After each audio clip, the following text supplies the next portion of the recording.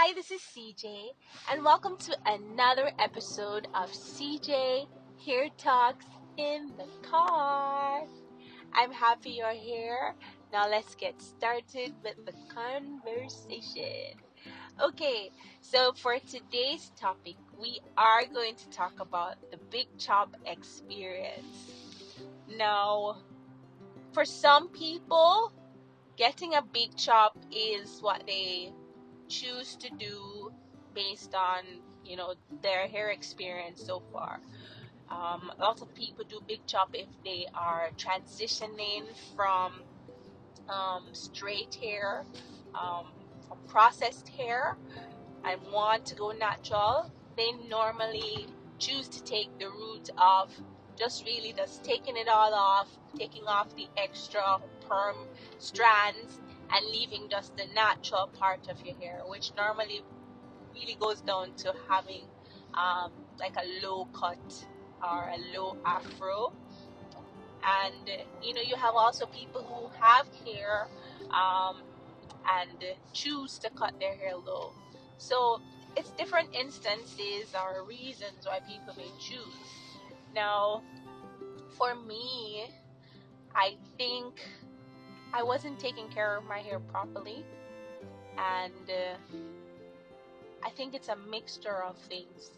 That I wasn't taking care of my hair. I remember using a really cool a blow dryer brush, like a Revlon brush, and I guess I didn't put enough heat protectant on my hair, and when I was done, the ends for me were just, I don't know, they just didn't look right. And over time, I was just not pleased.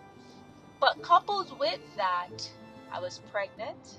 So, it's just hormones mixed up with not knowing whether or not, my hair is okay. And I was just not appreciating the process enough to stick it out. Because truth be told, if I knew then what I knew now, I wouldn't have cut my hair. I wouldn't. Because my hair was like at the longest phase it had ever been. My hair had never been that long. So maybe choosing to cut my hair was not the best decision.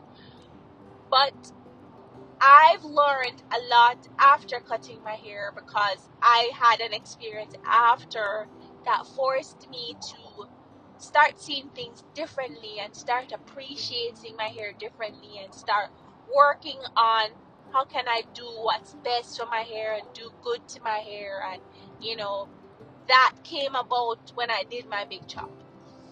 So for a lot of people, a big chop can be scary, because you kind of saying, I don't know what to do, I don't know how to take care of my hair, I don't know, it's hard, and the truth is, it is hard. It is hard if you're not committed to it. That's the truth. There were days when it would feel frustrating, but I pushed through because I needed to. And as I said, my mind had begun to change. I started to love my hair and I wanted to do good. So I started to make the extra effort. But as I said in a previous episode, what really triggered me to, start embracing my curls and coils at a low length, at a mini afro, would be because I experienced where products were just not working for me and my hair was responding in a way that I didn't know, I didn't understand, flakes, and it wasn't keeping its curls, and it was truly frustrating. And I mentioned this earlier in another episode. Yeah, and I guess if maybe I would have kept my short hair longer if I knew how to take care of it. So if you're gonna cut your hair, you have to start finding ways to know how to take care of your hair, because there's no point to cutting your hair and then not doing what's good for your hair, and then your hair doesn't end up being as healthy as it should be, right? So that would be one of the things that I would encourage you to do. But I think I wanted to cut my hair. So as I said, with all the mixed emotions, I wasn't forced to cut my hair, right? So there are instances that you may be forced to cut your hair. Like I remember seeing a young lady, a beauty, such a beautiful lady, but she was experiencing hair loss and spotting, sectional and partial alopecia, different sections of her head, and she made the decision to shave her hair off, shave it off, I guess, to just start fresh. And that can be a big deal, especially if that's not something that you've ever done before. So cutting your hair off is a big deal, and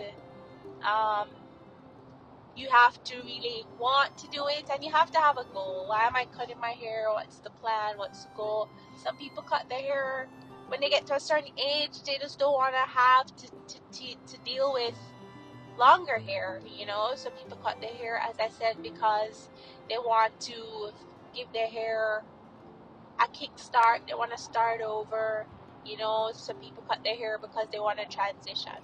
So you have to know the reason why you want to transition, or why you want to do your big chop, and work towards that. If having a natural hair journey is something that you're seeing that it's important to you and you want to embrace, then you have to have a plan of action. And as I always say, if you do it and you do cut your hair, so whether or not you cut your hair or you don't cut your hair, you have to have a plan, you have to be committed, you have to really care about your hair, and you have to find what your hair likes.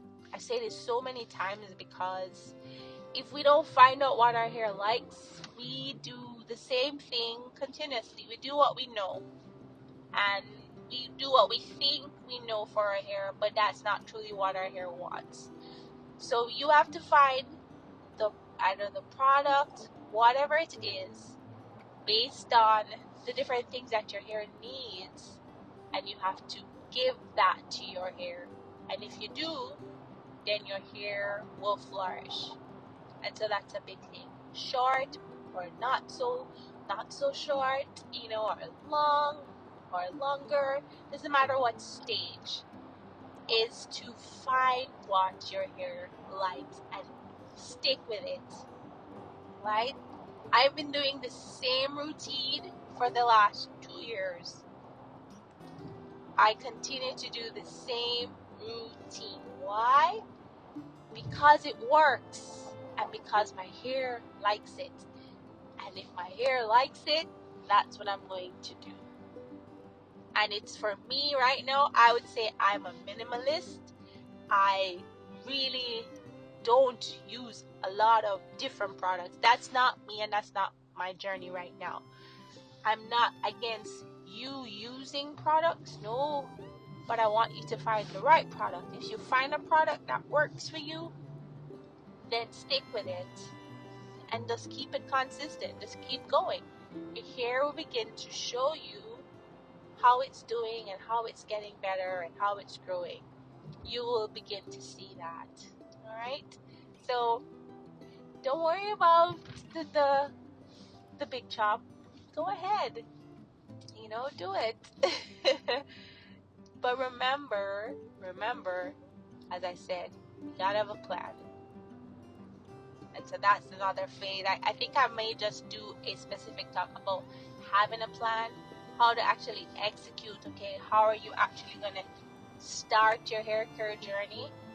Because it's a switch in mindset, and it's a switch in the decisions that you make, and the actions that you choose to do, and in turn builds habits, and then it really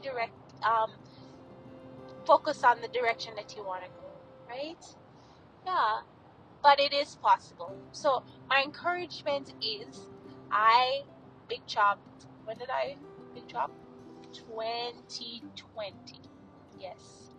And now my hair is, I would say, pretty long, and working towards it being longer and longer, fuller and fuller, bigger and bigger. Just awesome and healthy. But yeah, I've seen lots of improvements and lots of changes over that time. So I just want to encourage you that if you do the big chop and you really make a change to work at it, trust me, you will see the results. All right. Thanks so much for listening. I'm gonna go now. Have a great day, right? And yeah, this hair journey, it's unique, it's special, unique to you. And yeah, embrace it, love it, and do good by your hair. Okay? Have a great one. Bye bye.